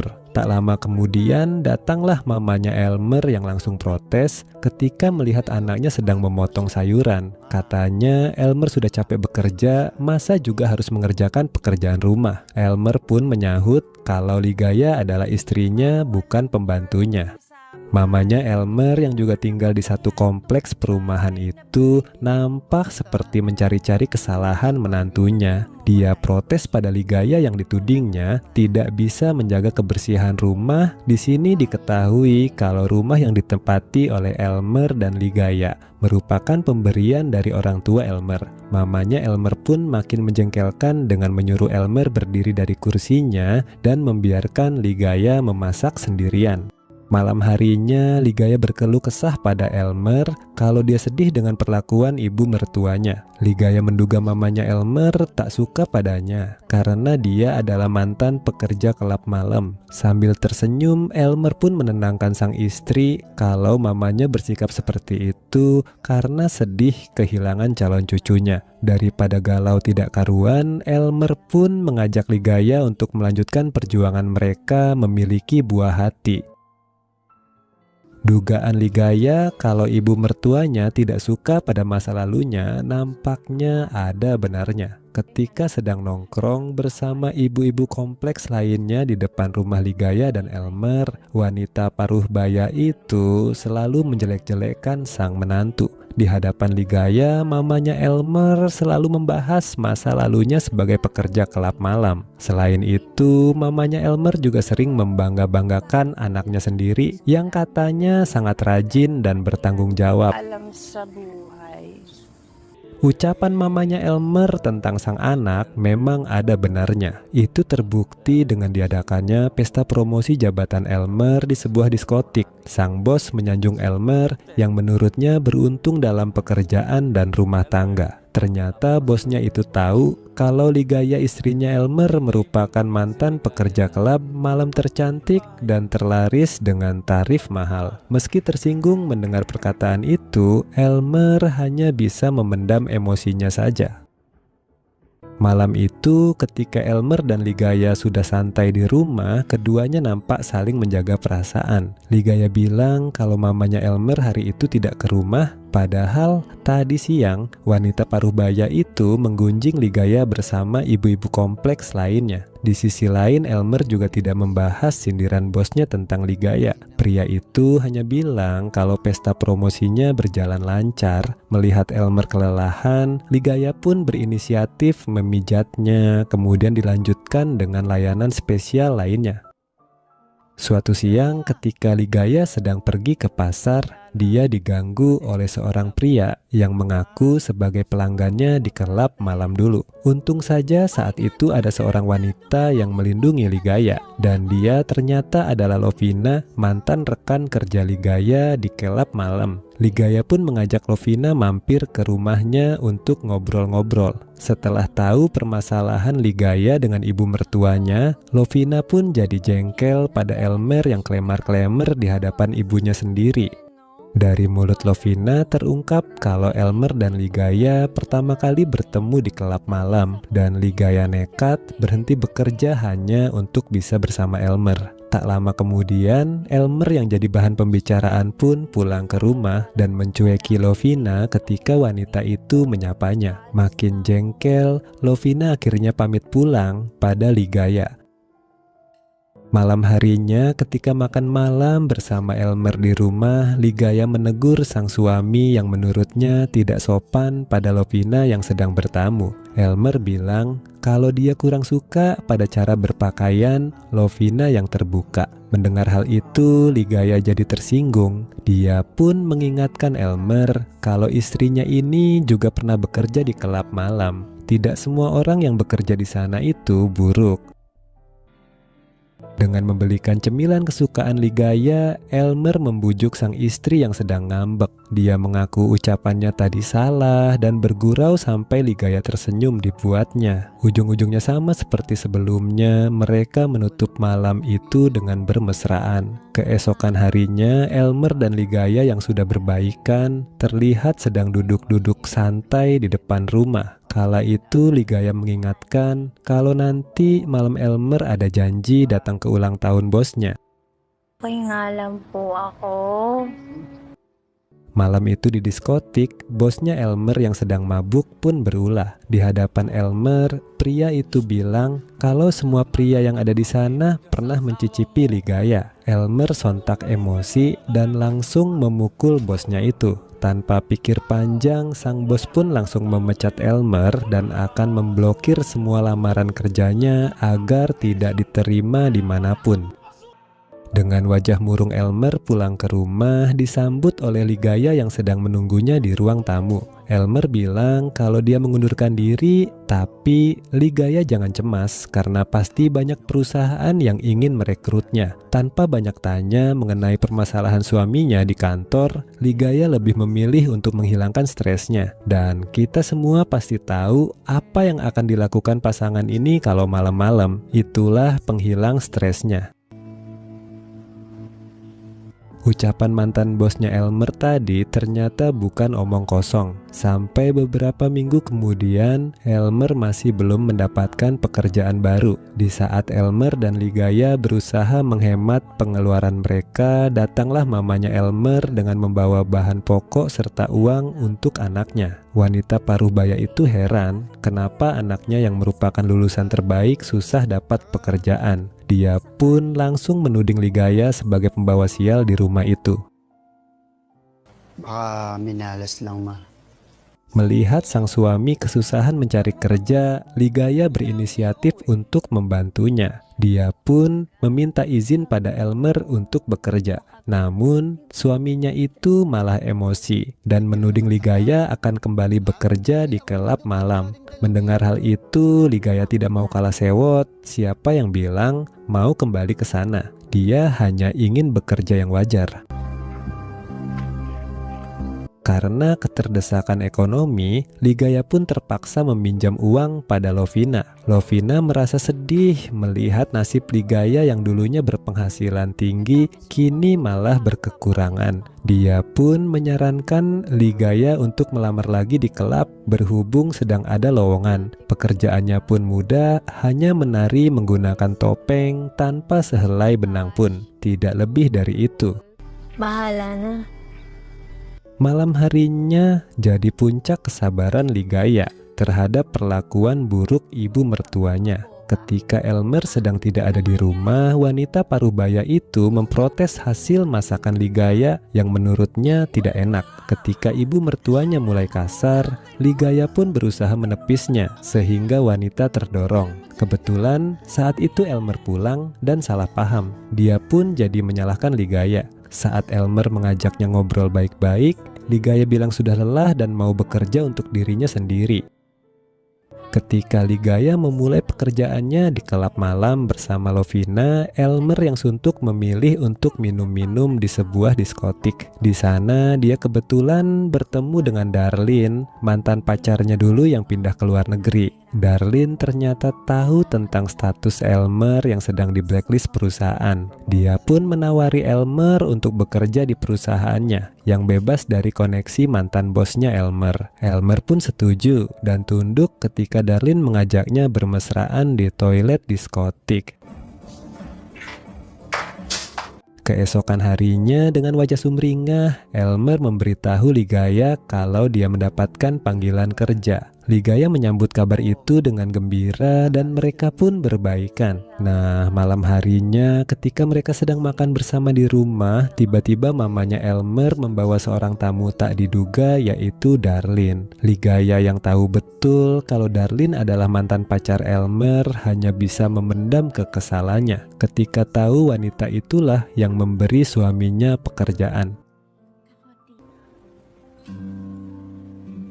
Konflik pun kembali menerpa rumah tangga pasangan itu ketika Elmer mendapat kiriman foto istrinya sedang menari di kelab malam. Elmer yang terbakar emosi pun membalas dendam dengan cara mengundang Darlene ke rumahnya dan bermesraan di sana. Pria itu pun hanya bisa diam ketika Ligaya memergokinya sedang bersama Darlene. Di sana Ligaya memaki Elmer habis-habisan. Ketika situasi sudah tenang, Elmer dan Ligaya ngobrol baik-baik berdua. Di sana Elmer bilang kalau dia kesal Ligaya diam-diam kembali bekerja di kelab malam. Ligaya pun membalas, dia juga kesal pada perlakuan mamanya Elmer terhadapnya. Di sana terungkap kalau mereka menikah karena Ligaya sudah terlebih dahulu hamil anak Elmer. Setelah mereka kehilangan anak itu, Ligaya mengaku meminum pil KB. Katanya dia tidak mau memiliki anak yang nanti akan dipandang rendah sama seperti dirinya. Mendengar pengakuan sang istri, Elmer pun membeberkan fakta kenapa dirinya mengundurkan diri dari perusahaan. Dia bilang kalau bosnya tidak menghormati Ligaya dan oleh karena itu dia pun memukulnya. Elmer tidak ingin Ligaya merasa bersalah padanya. Ketika Ligaya menginginkan mereka berpisah, Elmer sontak menolak dan memohon untuk diberi kesempatan satu kali lagi. Akhirnya Ligaya pun luluh dan mereka pun baikan. Keesokan harinya, dengan membawa barang-barang mereka, Elmer dan Ligaya memutuskan untuk pergi dari rumah itu. Mengetahui hal itu, mamanya Elmer sontak marah dan ingin memukul Ligaya. Namun Elmer langsung menahannya sambil membela sang istri. Kini mamanya Elmer hanya bisa meratapi kesedihan dan kesendiriannya ditinggal sang anak. Sementara di tempat yang berbeda, Elmer nampak menikmati kebahagiaannya bersama dengan Ligaya. Dan film ini pun selesai. Anong tunay na ligaya?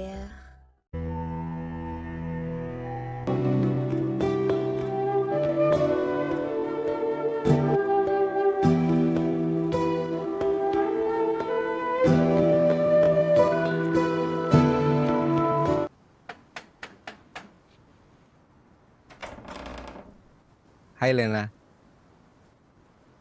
Kuya Eloy, Ganyan mo ba talaga ako i-welcome? kuya parang awa mo na, huwag kang manggugulo. Huwag kang mag-alala. Kuya, wala pa akong pambayad. Sorry po.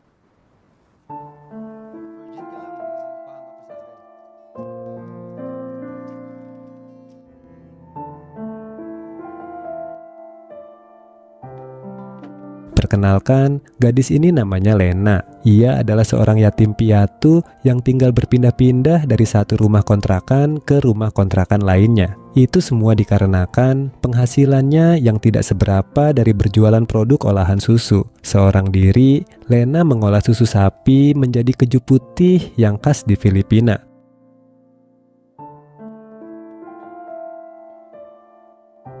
Suatu hari, rumah kontrakan Lena kedatangan seorang tamu tak diduga, yaitu pria bernama Eloy. Ia adalah pemilik rumah kontrakan Lena yang sebelumnya. Setelah mencari-cari Lena yang kabur, hari itu Eloy berhasil menemukannya dan ingin menagih uang kontrakan Lena yang 4 bulan belum dibayar. Berhubung saat itu Lena juga tidak punya uang, akhirnya Eloy pun memaksa gadis itu untuk melayani hasratnya sebagai pelunas hutang.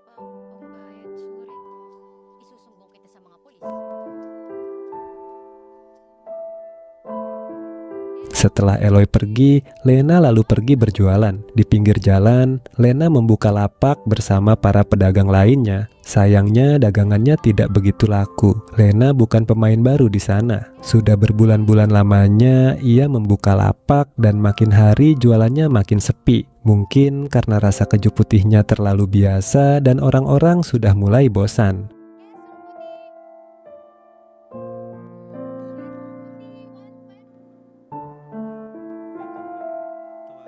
Beberapa saat kemudian, ada seorang pria menghampiri dagangan Lena, kemudian mencicipi keju tersebut. Entah berbohong atau tidak, pria itu bilang kalau keju putih buatan Lena enak. Ia lalu membeli banyak dan memberikan kartu namanya pada Lena. Pria itu bernama Manuel, yang ternyata adalah seorang pemasok produk olahan susu. Manuel bilang kalau Lena ingin memperbaiki rasa keju putihnya, maka hubungi saja dia.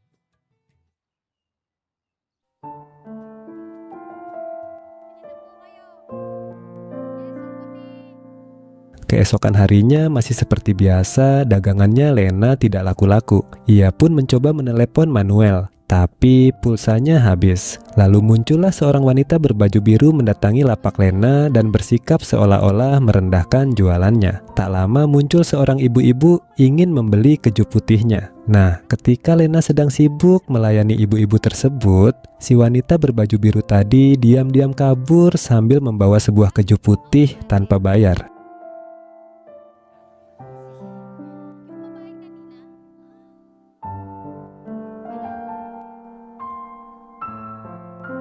Di sisi lain, Eloy ternyata ketagihan dengan Lena. Ketika wanita itu pulang ke rumah, Eloy membuntutinya dan memaksa Lena untuk kembali melayani hasratnya. Beruntung, Manuel datang dan menolong Lena. Sejak saat itu, Lena dan Manuel jadi sepasang kekasih dan hampir tiap hari mereka bermesraan. Manuel juga mulai tinggal di rumah Lena.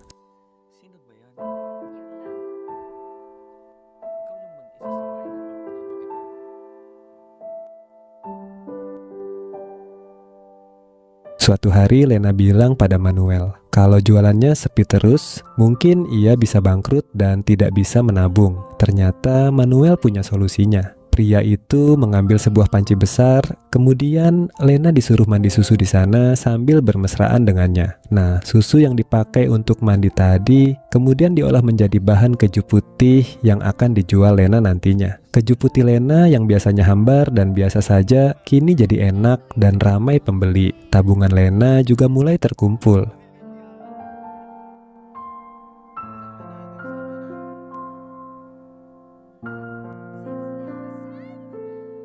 Suatu hari, lapak Lena kembali kedatangan wanita yang mencuri keju putihnya kemarin. Dan kala itu, Manuel yang sedang menjaga lapak sendirian. Lena yang baru datang kemudian menghampiri mereka dan Manuel memperkenalkan wanita bernama Sena itu kepada Lena. Ternyata saat itu Manuel berhasil membujuk Sena untuk memborong keju putih. Dengan wajah cemberut, Lena pun berkata, mungkin Sena memborong dagangan mereka karena naksir pada Manuel.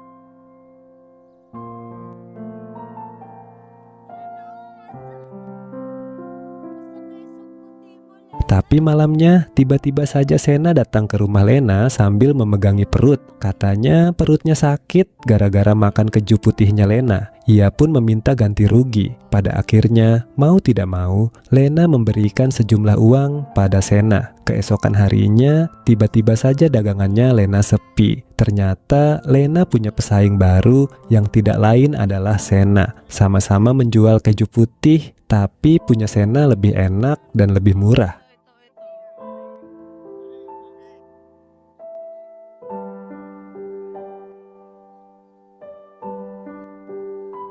Dagangan Lena pun jadi sepi lagi sejak Sena buka lapak yang sama. Lalu muncullah Eloy yang memperingatkan Lena supaya berhati-hati dengan Manuel. Lena belum begitu mengenal pria itu, jadi jangan terlalu percaya padanya. Awalnya Lena tidak peduli dengan perkataan Eloy, tapi malam harinya perkataan Eloy itu terbukti ketika Lena melihat dengan mata kepalanya sendiri isi dari ponsel Manuel.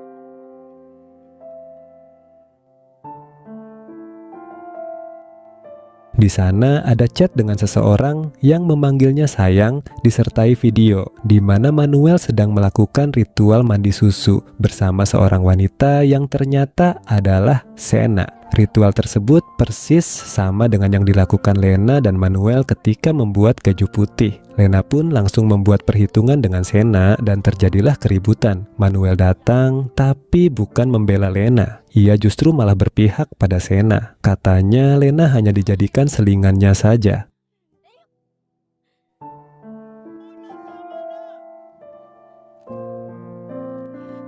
Yang dikatakan Eloy ternyata benar, bahkan Manuel juga mengambil tabungan Lena untuk berfoya-foya bersama Sena. Ternyata mereka sebelumnya sudah saling kenal dan sengaja menjebak Lena. Setelah menyadari kebodohannya itu, Lena pun mendatangi Sena di suatu hari. Lena mengajak wanita itu untuk bersaing mendapatkan Manuel dengan cara begituan bertiga. Ia ingin tahu siapa yang terbaik dalam melayani Manuel dalam bermesraan. Sena yang merasa tertantang pun menyetujuinya.